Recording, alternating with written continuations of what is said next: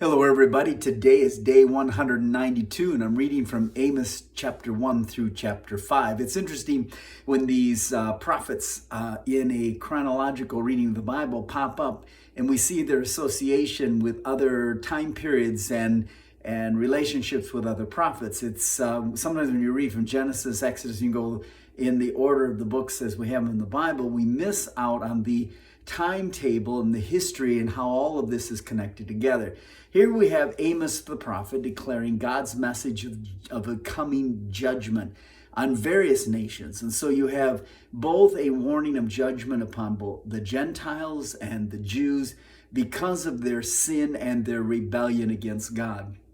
Now there's the repercussions that we find upon God's own people. And some have pointed to the fact that God promised that, hey, listen, I'll bless those who bless you and curse those who curse you. And so it's as if God would overlook their sin, but that's not the case.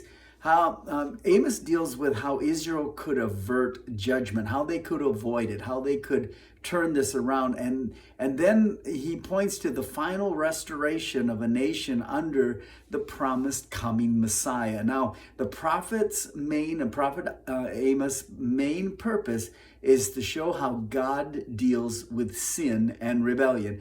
There's this aspect of which the Bible deals with personal private sins, but this has to do with the sins of an entire nation.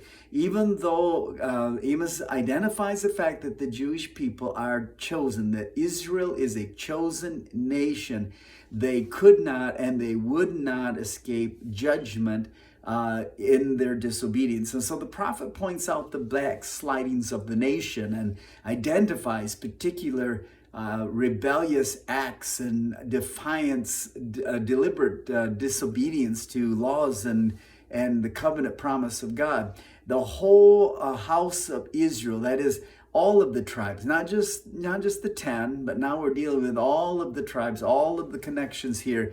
And he's warning the nation of Israel of a complete destruction if they do not repent and turn away from their sins, amend their ways. And regardless of the continual warnings of the prophets to the people of Israel of immediate judgment, Israel kept on rebelling until God had to keep his word. And that's one thing, God cannot lie. And so he doesn't play with words. And so when he warns and he is sending the prophets to open their understanding, there comes a point of no return. Amos finishes his book though with a word of encouragement. And we're going to find this as we read through the completion of this tomorrow. Israel was to be completely regathered and restored. God would keep his promise, his covenant promise to Israel. The nation was to be blessed under the coming promised Messiah. And that again we'll deal with. First, we see these remedial judgments that are consistent not only with Israel, but throughout all the Bible. Remedial judgments seem to be the beginning, whereas God removes his presence from a nation or a people. This was the remedial judgments, God lifting his presence and his glory presence from the temple and the tabernacle. God's removing his favor amongst his people. This is a remedial judgment that people might experience an awareness of what it's like to have once tasted of God and intimacy, and then to have that removed, that it would draw people back to pursue God. But then there's the secondary judgments that we read about. In fact, as we read through Amos, we find in chapter 1, 32 predictions of judgments that's going to come upon them. And he lists 14 sins of Israel in chapter 2. In fact, God signals 5 judgments that did not break Israel or cause Israel to return to him. And that you'll find in chapter 4.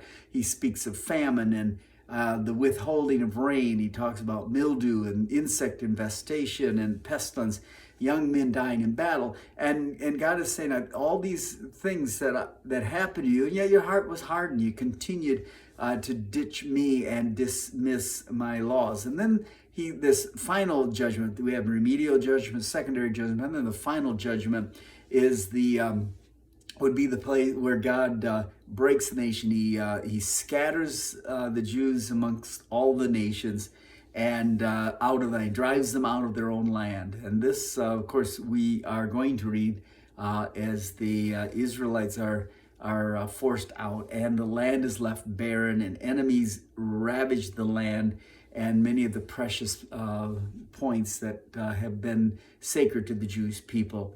But Amos points to a special day, the day of the Lord, and in which he reaffirms God's promise that he's made, the covenant promise he's made to Israel, and that there will come a day the Messiah will rise up, and he will be their king, an everlasting king, and he will establish his throne and will rule from that sacred land. And with those people, the Jewish people, they will finally recognize Messiah Jesus as the one that they need to serve.